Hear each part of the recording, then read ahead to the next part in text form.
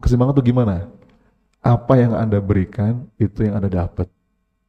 Al-ajru ala qadri al-masyakoh. Contoh, terwujud atau tak terwujud, tetap sujud. Dan pilihan Allah pastilah yang terbaik untukku. Bismillahirrahmanirrahim. Apa yang ditakdirkan untukku akan sampai kepadaku. Dengan itu kita tenang. Dada kita lapang. Yang kedua, jika aku berbuat baik, maka yang baik akan datang kepadaku. Jadi Bu, kalau orang sudah punya mental yang kedua ini, tugas dia apa? Lakukan, lupakan. Lakukan, lupakan. Coba diulang. Nih Bu, rumus hidup itu, kalau kita yang berbuat baik, lupakan. Tapi kalau ada orang yang berbuat baik kepada kita, jangan pernah lupakan. Jangan sampai kita masuk ke dalam golongan orang-orang yang kufur. Karena kita itu nggak bisa disebut bersyukur kepada Allah sebelum kita berterima kasih kepada yang menjadi wasilah. Allah itu Bu, kalau ngasih nikmat, itu melewati wasilah. Betul nggak? Ibu-ibu berdoa tahajud, ya Allah minta ini, minta itu. Bagaimana pengabulannya? Apakah ada sekarung uang jatuh dari langit? Tidak, Allah melewatkan orang lain. Entah itu rezeki ilmu, rezeki uang, rezeki apapun. Ashkarukum lillah, ashkarukum linnas. Kita nggak disebut bersyukur kepada Allah sebelum kita berterima kasih kepada manusia yang menjadi jalan. Makanya kenapa sama guru kita perlu hormat, karena guru itu wasilah ilmu. Saya temuin tuh guru-guru ngaji saya cium tangannya, Ustadz, makasih ya Ustadz. Wasilah Ustadz saya bisa baca Quran. Ya. Jadi kalau orang berbuat baik kepada kita, jangan pernah lupakan. Tapi kalau kita yang berbuat baik, lupakan. Karena itu nggak ketukar. Allah sudah maha detail perhitungannya. Ya, lepas Bu. Dan itu nggak kemana-mana. Karena ada yang namanya hukum keseimbangan. Nih Bapak Ibu, penting nih ya. Saya tambahin nih. Ada yang namanya hukum keseimbangan. Gini, hukum keseimbangan itu gimana? Apa yang Anda berikan, itu yang Anda dapat. Al-ajru ala qadri al-masyakoh. Contoh. Misalkan Bapak Ibu kerja di sebuah perusahaan. Anggaplah begitu. Digaji nggak? Digaji. Berapa? Contoh aja. Bapak Ibu dapat 10. Dapatnya 10. Tapi yang Anda berikan 3. Ya. Dapatnya 10. Yang Anda kasih 3. Maksudnya gimana? Ya kerjanya asal-asalan. Datang telat. Pulang seenaknya. Di kantor nonton YouTube, main game. Nah, tenang aja, saya nggak bakal dipecat. Backup saya komisaris. Misal. Padahal dapat 10 tuh. Tapi yang Anda kasih 3, hati-hati. Hukum keseimbangan berlaku. Itu saya jamin Bapak Ibu, selisihnya pasti keluar. Nggak berkah. Gimana cara keluarnya? Macam-macam tuh. Sakit, masuk rumah sakit. Keluar. Anak bikin masalah di sekolah. Barang hilang. Apalagi? Ikut investasi bodong. Daftar umroh, travelnya bermasalah, gak berangkat. Seimbang. Begitu pula sebaliknya. Anda dapat cuma 3, anggaplah. Anda dapat 3, tapi yang Anda kasih 10. Itu nggak usah khawatir. Selisihnya pasti Anda dapatkan. Berkah. Kelihatannya ya, yang dapat cuma 3. Anda ngasih 10. itu selisihnya akan balik. Bagaimana caranya? Dikasih sehat sama Allah. Gak pernah ke rumah sakit. Ya. Saya punya nenek, Bu, umurnya udah hampir 70 tahun. 90 tahun, ya 94 tahun. Baru 1 kali ke rumah sakit. Anak-anak dibikin pinter, tahu-tahu dapat beasiswa ke luar negeri, kita nggak keluar uang lagi. Tiba-tiba ada yang ngajak umroh, tiba-tiba ini seimbang. Makanya Bapak Ibu, kesimpulannya apa? Lepas. Nggak usah banyak ngitung. Allah sudah maha menghitung. Nggak ketuker. Ya. Kalau mau nolong orang, mau mudahin urusan orang, lepas. Karena jika aku berbuat baik, maka yang baik akan datang kepadaku. Oke? Yang kedua. Terakhir, yang ketiga. Coba diulang lagi, biar nempel. Yang pertama apa? Apa yang menjadi takdirku akan sampai kepadaku.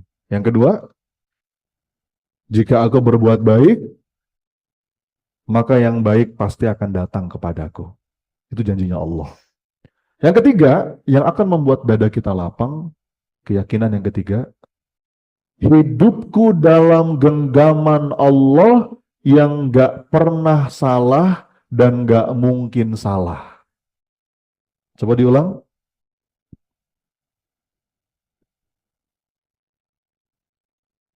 Yuk sekali lagi. Hidupku dalam genggaman Allah yang gak pernah salah dan gak mungkin salah. Iya, tadi itu balik lagi ke yang tadi. Jadi orang yang punya aturan keyakinan seperti ini, ayah bunda, terwujud atau enggak terwujud, tetap sujud. Coba diulang. Terwujud atau tak terwujud, tetap sujud. Dia mampu berbaik sangka dengan apapun yang terjadi dalam hidupnya, meskipun mungkin nggak sesuai dengan harapannya. Dia yakin semua ini ada hikmahnya, dan semua pasti baik pada akhirnya. Kalau kata Sayyidina Ali, Bapak Ibu, beliau berpesan begini, jika aku meminta sesuatu kepada Allah, dan Allah kabulkan sesuai dengan apa yang aku minta, aku bahagia. Tapi jika Allah tidak mengabulkan apa yang aku minta, aku lebih bahagia. Kenapa? Karena yang pertama pilihanku, sedangkan yang kedua pilihan Allah. Dan pilihan Allah pastilah yang terbaik untukku.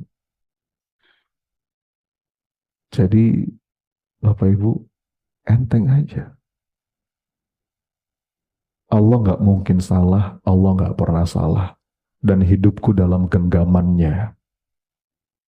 I am in the God hand. I am in the good hand. Ya. Makanya orang-orang yang punya mental seperti ini, dia yakin zat yang menetapkan beragam takdir atas hidupnya adalah zat yang maha baik. Pasti hanya berharap kebaikan. Pokoknya ayah bunda yang dirahmati Allah, apapun yang terjadi dalam hidup kita, katakan, ini pasti yang terbaik darimu ya Allah. Ada sebuah cerita nih Bu, terakhir ya. Ada seorang raja, ini kisah imajiner. Seorang raja yang punya hobi berburu. Wah, hobinya itu Bu, setiap hari naik kuda, bawa panah, bidik hewan buruan. Begitu dapat serigala, harimau, wah, dia bawa kulitnya jadi jaket, kepalanya jadi aksesoris. Raja ini punya hobi berburu.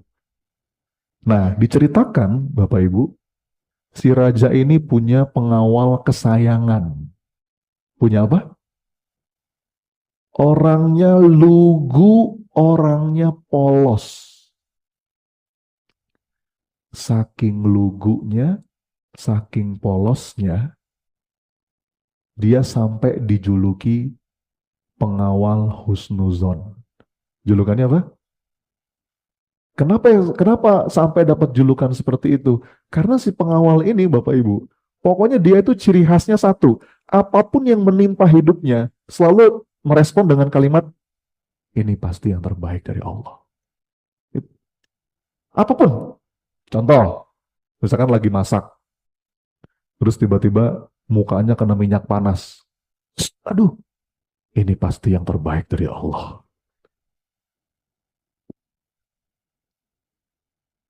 Terus misalkan mau mandiin kuda di kerajaan. Kudanya ada yang hilang satu. Astagfirullah. Ini pasti yang terbaik dari Allah. Pokoknya setiap kejadian responnya selalu sama. Sampai dapat julukan apa tadi? Pengawal. Raja kalau berburu Bapak Ibu, berdua terus nih sama si pengawal ini. Singkat cerita, seperti hari-hari biasa, Raja berburu lagi sama pengawalnya. Tapi pada hari itu, Bu, ada kejadian yang tak terduga. Apa itu? Hewan buruan sang raja buas. Semacam serigala gitulah ya. Begitu raja bidik, sek, bidikannya meleset, hewannya bukannya kabur, malah marah. Mencari sumber panah, berlari, sang raja, Bu, diterkam dari atas kuda. Kepalanya pengen dicengkram, ya, tapi ditahan dengan tangannya. Set. Tidak terelakkan, Bu, dua ruas jari sang raja putus. Walaupun akhirnya berhasil dibunuh serigala itu. Tapi dua ruas jari sang raja putus. Memancar darah dari tangan sang raja. Teriak sang raja. Oh, tangan saya, tangan saya. Saya kena musibah ini, tangan saya. Kira-kira apa kata pengawalnya? Hah? Raja, ini yang terbaik dari Allah. Rajanya marah, Bapak Ibu.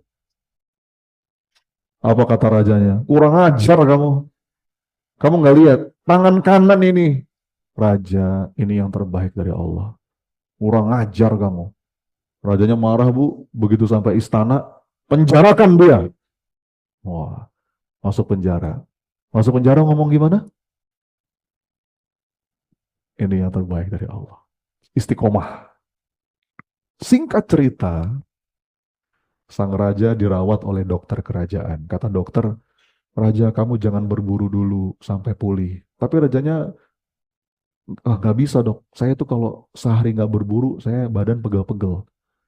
Ya udahlah, gini aja dok. Jalan tengahnya, komprominya, izinkan saya berburu, tapi nggak usah jauh-jauh. Di sekitar istana aja. Ya udah terserah. Besoknya Bapak Ibu, sang raja berburu lagi. Tapi kali ini dia berburunya sendirian. Kenapa sendirian? Hah? Kenapa sendirian? Karena pengawal kesayangannya dan niatnya nggak jauh-jauh, jadi sekitar istana aja, masih dalam jarak pantau. Tapi Bapak Ibu, namanya orang hobi ya, kadang-kadang lupa diri, lupa waktu, kejauhan. Diceritakan sang raja terjebak, ditangkap oleh kaum primitif yang masih menyembah dewa.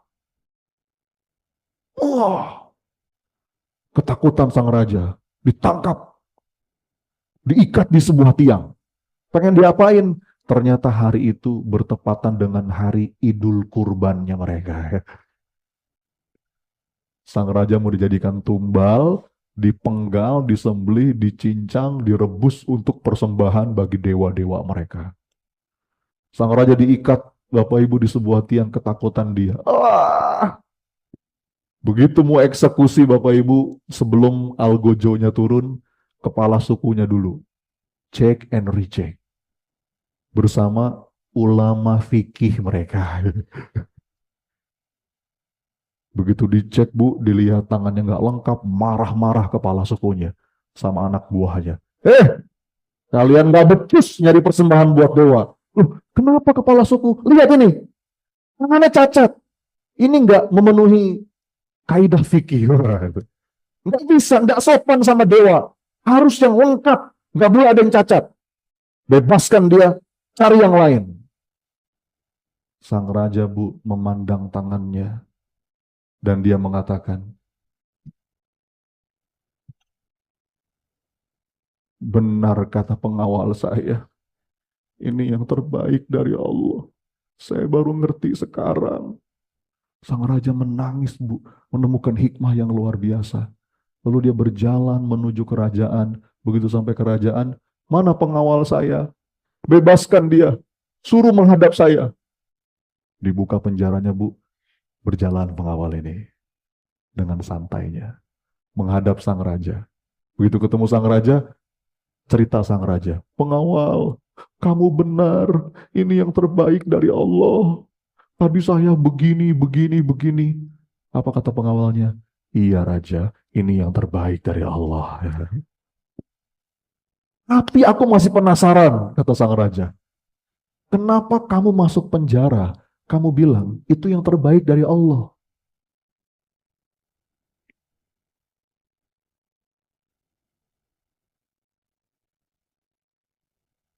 Nangkep nggak Bapak Ibu? Apa kata pengawalnya? Ya jelas raja. Kalau seandainya saya nggak di penjara, raja pasti ngajak saya barusan. Betul? Besar kemungkinan kita berdua tertangkap. Begitu kita berdua tertangkap, raja tangannya cacat, saya lengkap. Nah, ini aja gantinya. Saya di penjara raja, itu yang terbaik dari Allah. Coba Bu, Pak. Ini dulu saya dengar kisah ini di waktu saya pesantren. Dari ustadz saya. Ini berkesan banget. Kadang-kadang waktu yang menjawab. Apapun yang terjadi dalam hidup kita mungkin belum paham. Kita belum ngerti. Ini maksudnya apa ya Allah? Pejamkan mata dan katakan, ya Allah, hamba yakin. Ini pasti yang terbaik darimu ya Allah. Ya, ini pasti yang terbaik darimu ya Allah. Maka mudah-mudahan Bu, 3 keyakinan itu bisa melapangkan dada kita dalam gerak langkah kehidupan. Yuk, coba diulang. 1, apa yang menjadi takdirku akan sampai kepadaku.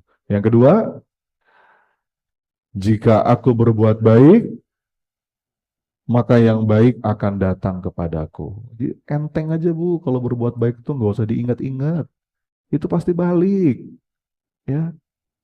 Yang ketiga, hidupku dalam genggaman Allah yang nggak mungkin salah dan nggak pernah salah. Semua pasti baik darimu ya Allah. Kadang-kadang waktu yang menjawab.